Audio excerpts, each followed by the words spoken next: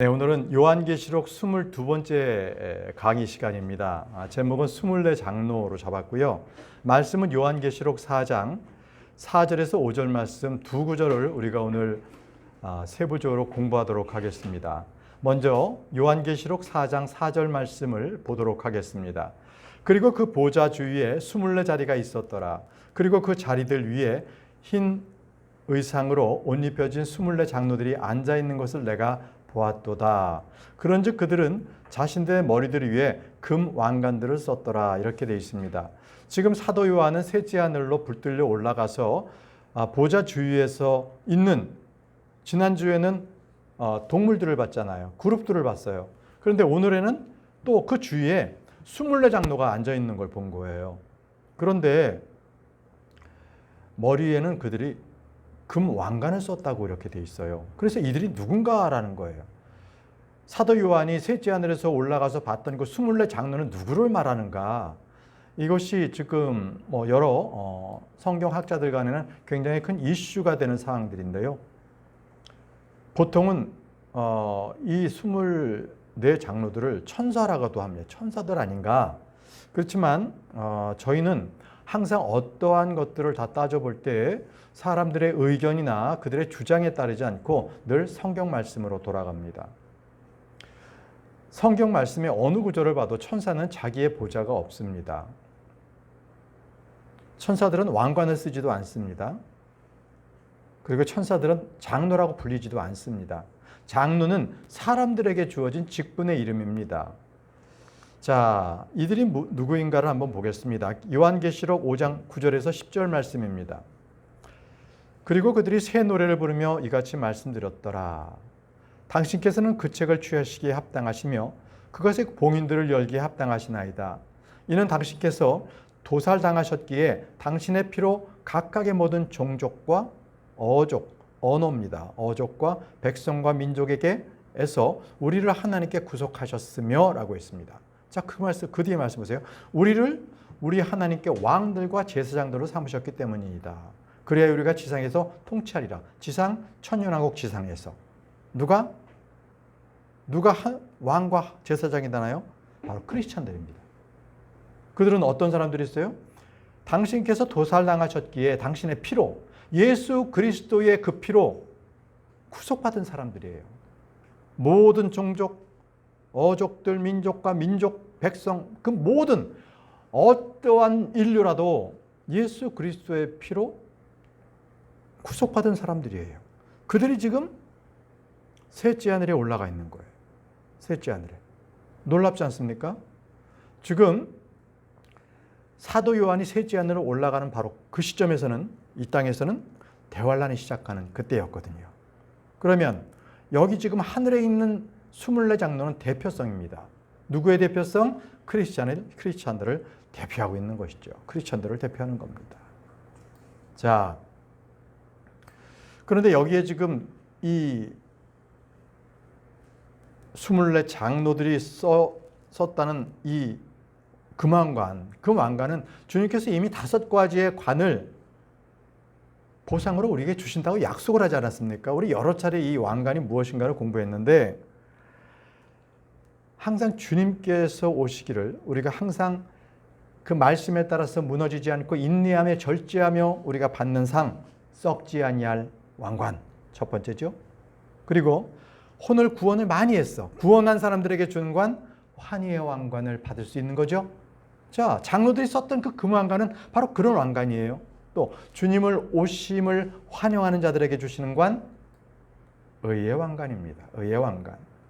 그리고 모든 시험과 환난을 다 당한 뒤에 끝까지 주님께서 주신 약속들을 붙들고 있는 사람들, 그들에게 주시는 관은 생명의 왕관을 주십니다.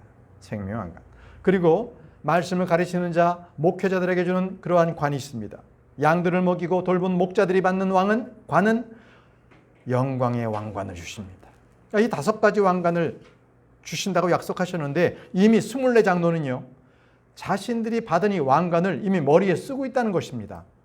예, 우리가 천상에 올라가면 그리스도의 심판석을 지나서 바로 거기서 불에 타지 않는 것들의 그 보상으로서 우리는 관을 받게 되는 것이죠. 자, 그렇기 때문에 이제 분명하게 우리 은혜 시대 이 교회의 이 크리스천들은 결코 대환란을 거치지 않고 대환란 땅에 7년 동안 그때는 이미 우리는 저 천상에 올라가서 관을 받아서 바로 24 장로들처럼 왕관을 쓰고 있다. 이 모습을 여러분들은 기억하시기를 바랍니다. 자, 그런데 우리는 여기서 왜 굳이 24명인가? 여기에 우리가 한번 초점을 맞춰볼 필요가 있습니다. 7명도 아니고 왜 24명의 장로들을 주님의 보좌, 바로 그 주위에 그들을 앉혔는가 하는 것입니다. 자, 이거 역시도요, 우리는 여러 신학학자들이 얘기하는 것 소용없습니다. 우리는 성경 말씀에서 왜 24 장로인가를 찾아보면 됩니다. 자, 먼저요, 구약시대로 넘어가게 되면 주의 성전을 섬기는 레위인들 있잖아요. 레위인들의 수는요, 항상 24명이었었어요. 1년 동안 그들이 차례대로 주의 집을 섬길 때에 그들의 수는 꼭 24명으로 규정을 하셨어요. 보실까요? 역대상 24장 7절과 18절과 19절. 이 워낙 길어서 제가 잘랐어요. 역대상 24장 7절에 먼저 첫째 제비는 여호와립에게 돌아갔고, 자, 첫 번째를 딱 뽑았는데 여호와립에 돌아갔고요. 그리고 18절부터 쭉 19절까지는 24번째는 마지야에게 돌아갔다는 거예요. 이들이 누구냐면 레위인들이에요. 레위인들. 그래서 24번째까지 이렇게 딱 결정이 된 거예요. 제비를 뽑아서. 자, 그들이 무슨 일을 했느냐? 이것들이 주의 집에 들어가는 그들의 섬김의 일에 있어서 주의 집에 들어가서 섬기는 일을 하는 거예요. 그들이 레위인들이. 몇 명이에요? 24명이. 제사장들입니다. 그냥. 예. 대제사장은 한 명입니다. 이스라엘의 주 하나님께서 그에게 명령하셨던 대로 그들의 조상 아론 아래서 그들의 법도에 따른 그들의 순서들이었더라. 24명이 순서대로 들어가는 거예요. 그죠? 여러분, 침례자 요한의 아버지 사가랴도 자기의 계열에 따라 순서에 따라서 지성소에 들어갔다가 주의 천사를 만났잖아요. 그죠? 자기의 순서에 따라 들어간 거예요. 이렇게 24명의 순서에 따라서 주의 집을 섬겼습니다. 레위인들이에요. 여기는 또 주님을 섬기는 데 필요한 인원은 보통 24명 또는 그 배수로 정해요. 그 배수. 역대상 23장 3절에서 4절 말씀 보시면요. 이때 레위인들은 30세 이상부터 계수되었더라. 30세 이상이 된 그 레위인들만 주의 집에 들어갈 수 있어요. 물론 다윗 왕 때는 20세부터 하거든요. 근데 20세부터라는 것은 그 전에 먼저 뽑아서 견습을 시키는 거예요. 견습을. 실질적으로는 30세부터입니다. 그리고 그들의 수는 그들의 명단들별로 남자만 포함하여 38,000명이었더라. 자, 레위인들이 전체 수가 38,000명이었다 그래요. 그 중에 24,000명은 주의 집의 공사를 추진하려고 위촉되었으니 24,000명. 이에 24,000명이 주의 집의 공사를 딱 관장하는 그러한 레위인들로 뽑혔다는 거예요. 24,000. 자, 왜 24명인 왜 24명의 배수가 되잖아요. 그렇죠? 자, 이 사람들이 레위인들이 주의 집을 관장했는데 24의 배수로 했다는 거예요. 이것만이 아니에요. 구약 성경에 보면 각각의 24명이라는 게 계속적으로 나와요. 역대상 25장 9절과 31절 보시면요. 여기에는요. 성전에서 악기를 다루고 노래하고 찬양하는 그런 찬양대, 우리 요즘 말한다면 성가대, 이런 역할을 했던 그런 사람들도요. 24명을 뽑습니다. 볼까요? 역대상 25장 9절에서 39절과 31절. 여기도 저 쭉 24명까지 이렇게 쭉 리스트가 돼서 너무 길어서 잘랐습니다. 자, 9절 보시면은요. 이때 아삽에 해당하는 첫째 제비는 요셉에게 나왔더라. 자, 아삽의 그 족속에 아삽이라는 족속. 아삽은요. 성전에서 노래하는 그 족속들이에요. 자, 첫째 제비가 요셉에게 나왔고, 자, 31절 보시면 24번째는 로암 티에젤에서 나왔다. 그러니까 첫 번째부터 24번째까지 다 결정이 된 거예요. 누구의 족속? 아삽 족속에게. 이들이 바로 성전에서 노래하는 그런 족속들입니다. 볼까요? 아삽의 그 노래하는 족속이라는 거. 역대상 25장 6절에 이들은 모두 주의 집안에서 노래를 위하여 심벌들과 솔터리들과 하프들을 지닌 채 그들의 아버지의 두 손 아래 있었으니 아삽과 여두름과 헤만에게 내려지는 왕의 지시에 따라 하나님의 집의 성벽을 위한 것이라. 자, 여러 이 레위인의 족속 중에 아삽 족속을 지금 얘기해요. 아삽 족속이 특히 노래하고 찬양하고 그런 걸 많이 했기 때문에 여러분들 시편에 보게 되면 아삽의 시가 많이 나와요. 아삽의 시. 바로 이 성전에서 노래한 그 족속, 그 족속인 아삽을 얘기하고 있는 겁니다. 아삽. 자, 이것뿐만이 아니에요. 성전의 그 문지기들조차도 24명을 뽑았어요. 성전의 문지기도. 역대상 26장 17절에서 18절 말씀 보시면요. 동쪽 방향에는 레위인들 6명이 있었고 북쪽 방향에는 하루에 4명씩, 남쪽 방향에는 하루에 4명, 아수핌 방향으로는 둘씩 있었더라. 둘이 뭐예요? 둘 더하면 4시죠. 4명을 둘로 표현한 거예요. 서쪽 방향에 파르발에는 뚝길에 4명, 파르발에 2명이 있었더라. 야, 여기 보게 되면 조금 우리가 생소한 이름들이 나오죠. 아수핍이라는 것은 히브리어로 곡간이라는 곡간. 양식들을 놔두는데 그걸 아수핌이라 그래요. 그리고 여기 보면 서쪽 방향에 파르발이라고 하죠. 서쪽 방향에 파르발에는 뚝길에 이렇게 있죠. 바로 파르발 쪽에 그 서쪽에 있는 그 길, 뚝에 나와 있는 그 길, 거기에 4명을 뒀다고 했는데 여기서 파르발이라는 것은 바로 성전에 그 낭실 있죠. 낭실. 기둥들이 서 있고 쭉 복도처럼 있는 거. 그 낭실을 파르발이라고 해요. 히브리어로. 이건 그냥 음력해서 그냥 파르발이라고 적어놓은 거죠. 그래서 여기 보시면 뭐 동쪽, 남쪽, 뭐 아수핍, 서쪽, 뚝길, 그리고 파르발 이렇게 해서 다 그걸 더하면 몇 명이에요? 24명이에요. 24명.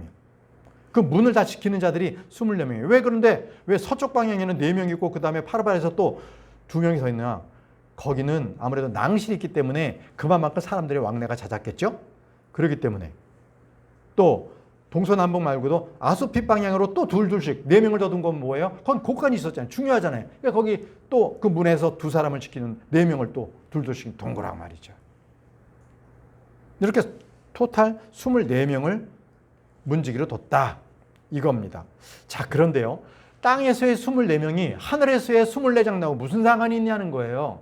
여러분 잘 생각하세요. 항상 우리가 기억해야 될 것은 땅에 있는 건 그림자예요. 하늘에가 실체고요. 그 실체의 그림자가 땅에서 보여주는 거거든요. 그래서 주님께서 모세에게 성막을 지을 때에도 똑같이 그 양식을 하나님께서 보여주신 대로 그대로 지으라고 말씀하셨어요. 출애굽기 25장 40절 말씀에 그런즉 너는 산속에서 너에게 보여진 그것들의 양식에 따라 그것들을 만들도록 주의하라. 뭐예요? 시나이 산에서 주님께서 모세에게 말씀하셨던 그 성막의 모든 구조들은 저 셋째 하늘에 있는 바로 그 셋째 하늘에 있는 성막의 모습을 그대로 보여주신 거예요. 그 실제 모습을 이 땅에서는 그림자의 모습으로 그렇게 있는 것 가지고 각각의 의미를 가지고 성막을 만들도록 하신 것이죠. 이뿐만이 아니에요. 다윗이 성전을 지으려고 했을 때도 주님께서는 하늘에 있는 것들의 그 모든 양식을 그대로 보여주셨어요. 다윗에게. 그래서 그대로 성전을 너의 아들에게 지으라고 말씀을 하십니다. 그래서 다윗이 아들에게 말해요. 솔로몬에게 말합니다. 역대상 28장 19절에 다윗이 말하기를 이 모든 것은 주께서 그분의 손을 내 위에 올리심으로써 나라와 하여금 기록물로 이해하게 하신 것이니 곧 이 양식 뭐예요? 하늘의 성전의 양식. 이 양식에 속한 모든 일들에서라 하였더라. 다윗이 솔로몬에게 얘기할 때 하나님께서 계시하신 성전의 모든 양식을 그대로 다 알려준 거예요. 이대로 지어라. 그러면 뭐예요? 땅에 있는 그 성전의 모든 양식은 셋째 하늘에 있는 주의 성소의 그 양식, 그걸 그대로 본따서 땅에 만든 거예요. 어떻습니까? 저 하늘에 24장로가 있어요. 왜 24장로였습니까? 이 땅에도 바로 그 그림자에 따라서 24명씩을 성전에다 배치한 거 아니겠습니까? 이제 이해하시겠죠? 왜 24명인가? 그것은 구약에 바로 그 주의 성전에 24명을 곳곳에 배치하시면서 했던 거예요. 왜 24명인가는 하나님만 아세요. 우리는 하나님께서 24명을 배치하라. 배치하는 겁니다. 하늘에도 24장로가 있습니다. 히브리서 9장 23절에서 24절 말씀에 그러므로 하늘들에 있는 것들의 모형들은 이것들로 정화될 필요가 있었느니라. 그러나 하늘에 있는 것들 그 자체는 이것들보다 더 좋은 희생제물들로 정화될 필요가 있었느니라. 이는 그리스도께서는 손들로 지어진 거룩한 처소들 곧 참된 것들의 모형들 안으로 들어가지 않으셨고 오히려 하늘 그 자체 안으로 들어가셨기 때문이니 우리를 위하여 지금 하나님의 임재 앞에 나타나 계시니라. 이렇게 말씀하셨어요. 자, 여기서 보게 되면 땅에 있는 그 성막, 성전을 뭐라 그러냐면 하늘들에 있는 것들의 모형이라고 지금 돼 있어요. 그리고 또 참된 것들의 모형이라고 얘기했잖아요. 이게 뭐예요? 땅에 있는 성전, 성막 이런 것들을 저 하늘에 있는 모형이라고 또 참된 것들의 모형이라고 이렇게 표현하고 계세요. 그래서 24장로가 이렇게 땅에 있는 성전의 모습에서의 24명씩 배치했던 것과 의미가 같다. 그래서 24장로가 대표성이 있다. 이렇게 말씀을 드리는 겁니다. 자, 이제 다시 본문 말씀으로 돌아가서 계시록 4장 4절 흰 의상으로 옷 입혀진 24장로들이 앉아있는 것을 내가 보았도다. 그런즉 그들은 자신들의 머리들을 위해 금 왕관들을 썼더라라고 했습니다. 자, 장로들이요 흰 의상을 입고 있는 걸 보는 겁니다. 흰 의상은요 우리 주님께서 입고 있는 옷입니다. 자, 천사들도 흰 옷을 입었죠. 이것은 구원받은 성도들도 흰 옷을 입게 되는 거예요. 여러분, 지금은 저와 여러분들은 어떤 옷을 입고 있어요? 우리가 입고 있는 옷은 지금 여기 몸, 육체로 되어 있는 이 진흙덩어리, 바디, 이걸 지금 우리가 옷으로 입고 있는 거예요. 이해하시겠죠? 그럼 이 옷이 벗겨지면 어때요? 이 속에는 혼이 나오겠죠. 혼의 모양은 어때요? 우리의 지금 모습 똑같아요. 혼에다가 진흙만 입혀놨더니 이 모습이 된 거예요. 그럼 나중에 이 진흙이 다 벗어지잖아요. 그럼 그때 우리 천상에서는 어떻게 해요? 하얗게, 하얀색, 흰 옷이 입는 거예요. 영광스러운 옷이 하얀색이에요. 천상의 몸을 입는 거예요. 그럼 어때요? 저 하늘에는 흑인이 있을까요? 없을까요? 없어요. 백인, 황인종 다 없어요. 모두가 다 하얀색의 옷을, 새 옷을 입고 있는 거죠. 자, 그런즉 자신들의 머리들을 위해 금 왕관들을 썼더라라고 했습니다. 자, 장로들이 자기들 머리 위에 금 왕관을 쓰고 있어요. 바로 이것을 말하면 그것은 아까 말씀드린 대로 그리스도의 피로 구속받은 바로 크리스천들을 말하고 있는 겁니다. 한번 생각해 보자고요. 자, 이제 저 셋째 하늘에는 하늘의 정중앙에 하나님의 보좌가 있어요. 그 옆에 네 그룹 짐승들이 있어요. 그리고 24장로가 하나님의 보좌를 주변으로 동그랗게 있어요. 그 바깥에 뭐가 있냐면 천사가 있어요. 천사들이 있어요. 보실까요? 계시록 5장 11절 말씀에 그리고 내가 보았으니 그 보좌와 그 짐승들과 그 장로들 주위에 둘러싼 많은 천사들의 음성을 내가 들었노라. 그들의 수는 만만이요 천천이었더라. 만만이요 천천. 수많은 천사들이 바로 그 24장로들까지를 포함해서 그 주변에 천사들이 엄청나게 있는 거예요. 그들의 음성이, 환호성이 있는 거예요. 여러분, 이 땅에서는 사람들은요 천사들보다 조금 낮게 지음을 받았어요. 저와 여러분들은 천사들보다는 좀 능력이 떨어져요. 그러나 저 천상은 어때요? 저 하늘에서는 우리가 천사들보다 위에 있다는 겁니다. 천사들이 우리를 보필하고 우리 뒤에서 우리에게 환호하고 우리도 하나님께 환호하고 다 그렇게 한다는 거예요. 얼마나 멋집니까? 그게 바로 천상의 모습이에요. 그러게 천상의 모습. 그러면 보호자 주변에 있는 그 24장로들은 무슨 일을 하고 있나요? 가만히 앉아 있습니까? 왜? 앉아 있다는 것 자체가 벌써 안식하고 있다는 거죠. 그죠? 근데 이건 우리에게 중요한 교훈을 줘요. 이 땅에서는 우리가 안식할 수가 없어요. 이 땅에서는 우리가 열심히 일해야 합니다. 굳게 서야 되는 거예요. 여기서는 우리가 쉴 틈이 없어요. 자, 보세요. 구약 성전에서도요, 대제사장은 그들은 서서 일했습니다. 지성소에 들어가서 의자 갖다 놓고서 대제사장이 그들이 앉을 만한 자리가 없었습니다. 그들은 서서 일했어야 되는 거예요. 히브리서 10장 11절입니다. 히브리서 10장 11절. 그리고 제사장마다 매일 서서 섬기며 동일한 희생물들을 자주 바치지만이라고 했습니다. 뭐예요? 성전에서는 쉴 만한 공간이 없었어요. 특히 제사장이나 지성소에 들어가는 대제사장들은 그들은 어디 힘들어도 앉을 만한 어떤 장소도 그들에겐 제공되지 않았습니다. 항상 서서 섬겨야 됐습니다. 그러나 하늘에 올라가면 어때요? 앉아 있는 거죠. 하늘에 올라갔을 때 진정한 안식을 얻는다는 것입니다. 자, 두 번째. 장로들이 어떤 옷을 입는다 그랬죠? 흰 옷을 입고 있었죠. 그죠? 이 흰 옷이라는 것 자체는 예수 그리스도와 같은 형상의 옷을 입고 있는다는 겁니다. 예수님께서 흰 옷을 입으신 것처럼 우리 역시 흰 옷을 입습니다. 또 성도들이 받는 그 모든 왕관, 금왕관을 썼다라는 것, 바로 그것은 모두에게 주어질 자기 각각에게 그 선한 일에 따라서 주어지는 상급이라는 거예요.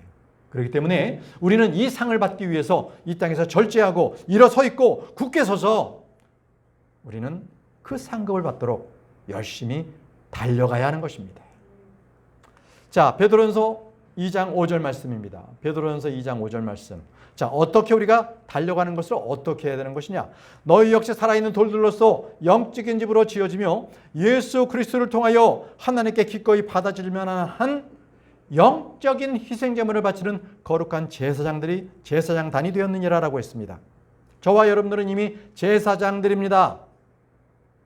그런데 우리가 지금 동물의 피를 드리는 건 아니잖아요. 뭐예요? 영적인 희생제물을 바치라는 것입니다. 영적인 희생제물. 놀랍지 않습니까? 우리에게도 바쳐야 될 게 있는 거예요. 그저 주님 앞에 주님 이거 해주세요, 저거 해주세요 이렇게 기도하고 끝나는 것이 아니라 우리가 바쳐야 할 것이 있다는 것입니다. 바쳐야 할 것, 영적 희생제물입니다. 여러분, 우리는 영적 희생제물을 바쳐야 하는데 이 24장로는요, 천상에서 무엇을 바쳤냐면 자기들의 왕관을 바쳤어요. 계시록 4장 10절 말씀 보시면 24장로들이 그 보좌 주위에 앉으신 분께 엎드리며 영원 무궁토록 사시는 분께 경배하고 그 보좌 앞에 자신들의 왕관들을 던져드리며 이같이 말씀드렸더라. 그 보좌 가운데에 자신들의 왕관을 다 벗어서 그분 앞에 왕관을 올려드리는 거예요. 던져드리는 겁니다. 주님 받아주옵소서. 받아주옵소서. 24장로들은요, 그들이 무엇을 또 했습니까?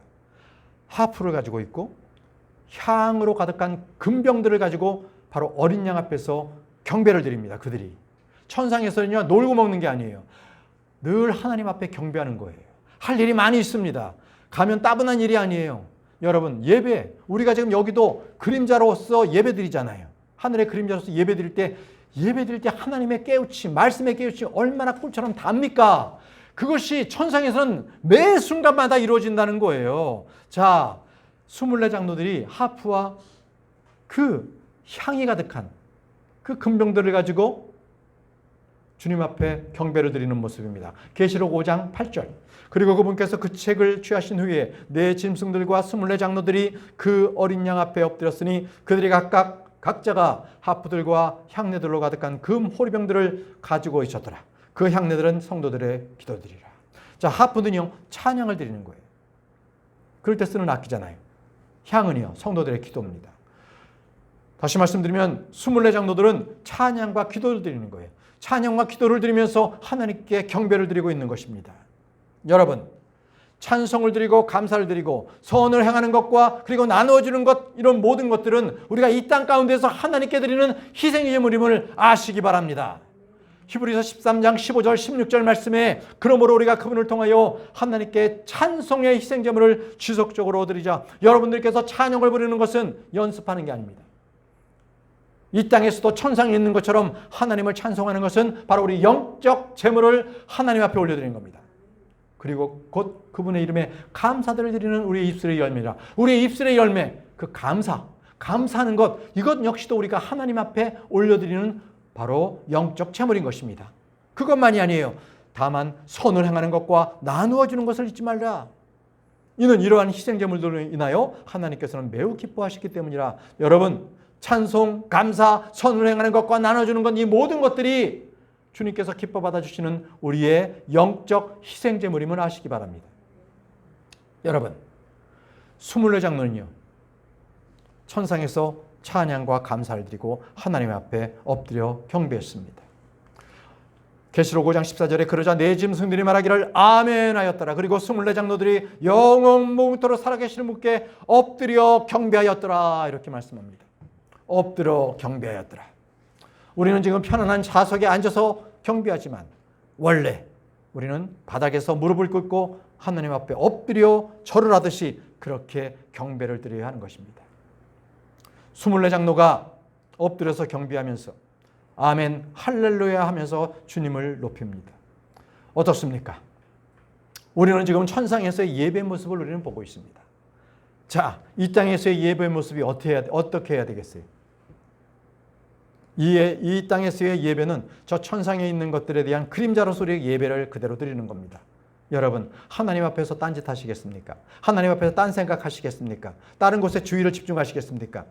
있을 수 없는 일입니다. 내일부터 당장 여러분들은 예배를 드릴 때 하나님께 집중하세요. 말씀에 집중하십시오. 그것이 바로 24장로가 보호자 한가운데 계신 그분께 자신의 왕관을 들여서 엎드려 경배하는 모습, 바로 그것을 우리는 이 땅에서 그대로 보여드리는 것입니다. 여러분, 저 하늘에는요 심심할 일이 없어요. 늘 주님과 함께 동행하고 주님을 경배하기 때문에 그 놀라우신 하나님의 그 지혜와 놀라우신 은혜 속에서 우리가 살아간다면 매 순간만이 기쁘고 감사할 것입니다. 걱정 근심할 것이 아무것도 없어요. 먹고 사는 문제, 어떤 불안 아무것도 없어요. 저는 그날이 빨리 왔으면 좋겠어요. 우리는 완전한 안식 가운데 우리는 들어가게 될 것입니다. 저 하늘에서 말이죠. 자, 본문 말씀입니다. 계시록 4장 5절입니다. 또한 그 보좌에서 번개들과 천둥들과 음성들이 나왔더라. 그리고 그 보좌 앞에 타오르는 7 등불들이 있었으니 그것들은 하나님의 7 영들이라. 자, 그 보좌에서, 하나님의 보좌에서 번개들과 천둥들과 음성들이 나왔다고 합니다.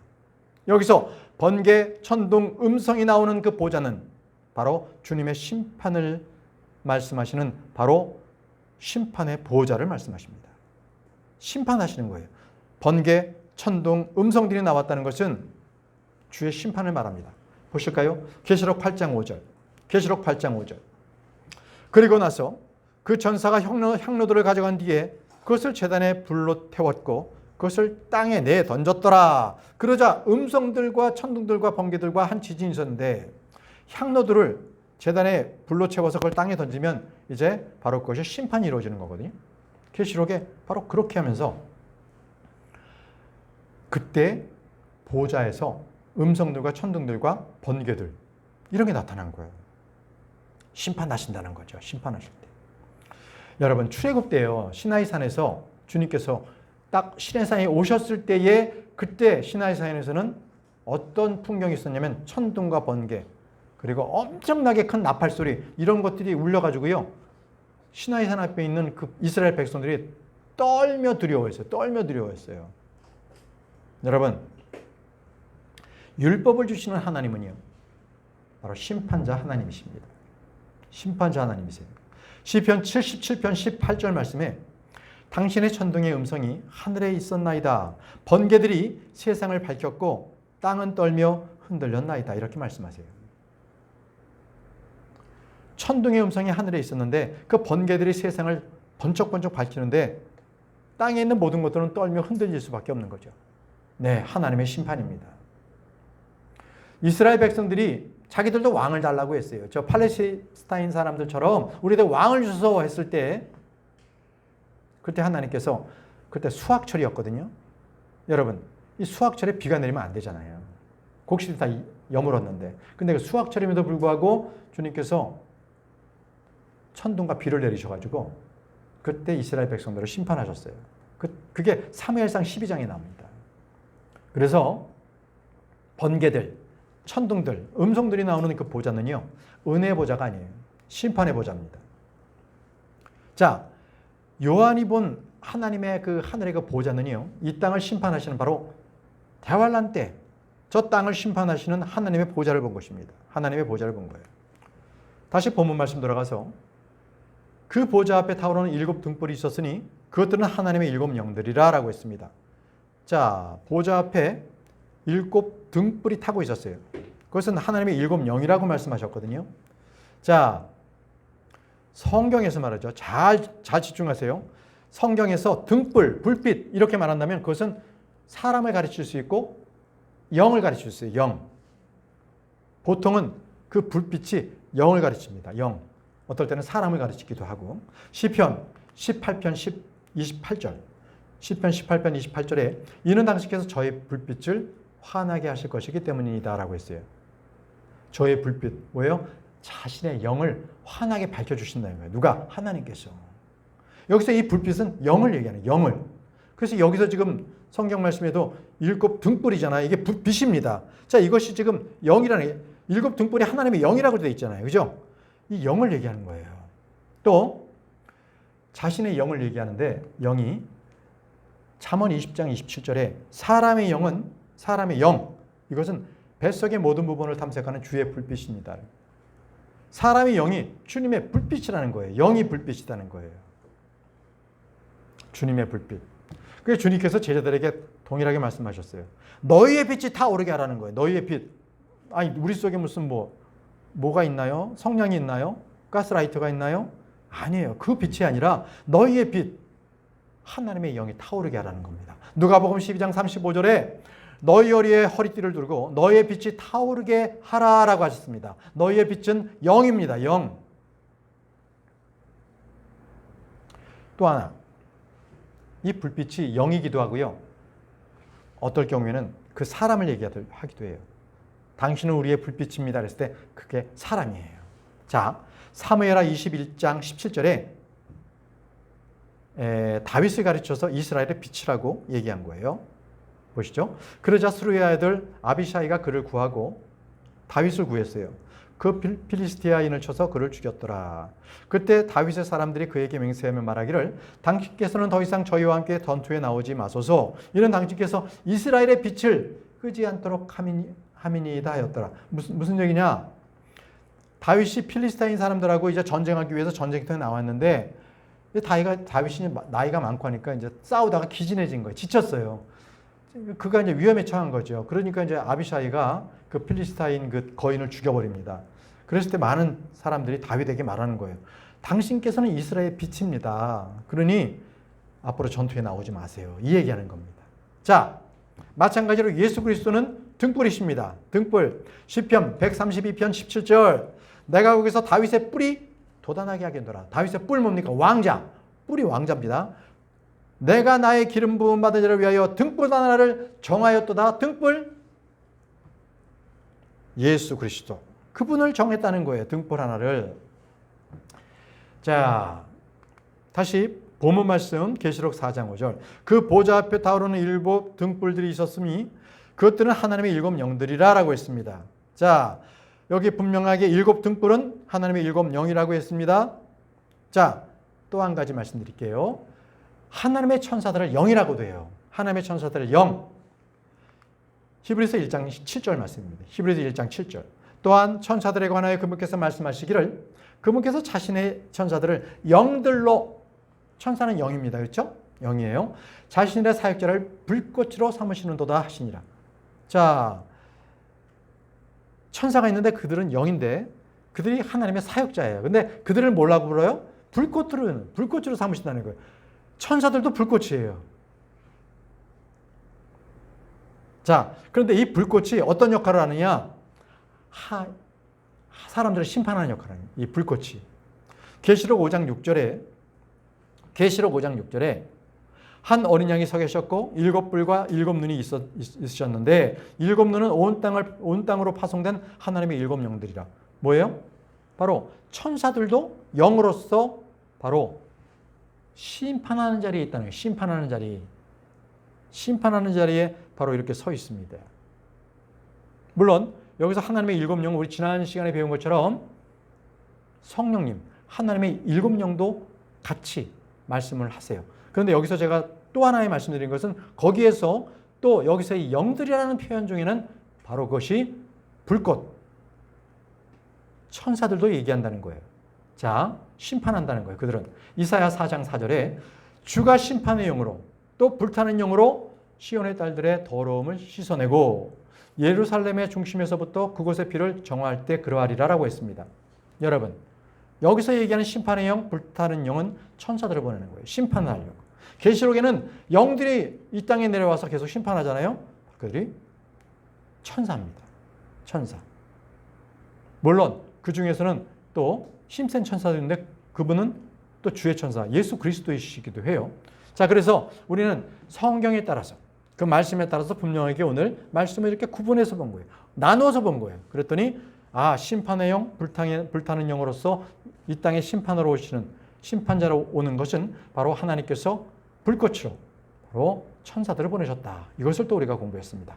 자, 오늘은요 24장로에 대해서 우리가 공부했습니다. 한번 여러분들 한번 이거 공부하고 끝내지 마시고 계속적으로 반복하세요. 한 번 더 이 영상 보시면서 공부하시면서 24장로에서 분명하게 여러분들 크리스찬이라는 것을 여러분들 아시고요. 또 보좌 앞에 있는 영들에 대해서도 우리는 오늘 이 시간에 공부를 했습니다. 자, 이런 것들을 여러분 머릿속에 꼭 각인시키셔서 저 하늘에 있는 것은 실체입니다. 그냥 허상이 아니에요. 우리가 알수록 우리는 더 분명하게 믿음을 갖고 소망을 가질 수 있는 거예요. 자, 보좌의 모습을 여러분들 늘 직시하시고 곧 오실 그 주님을 소망하시기 바랍니다. 자, 우리 다 같이 기도하고 마치도록 하겠습니다.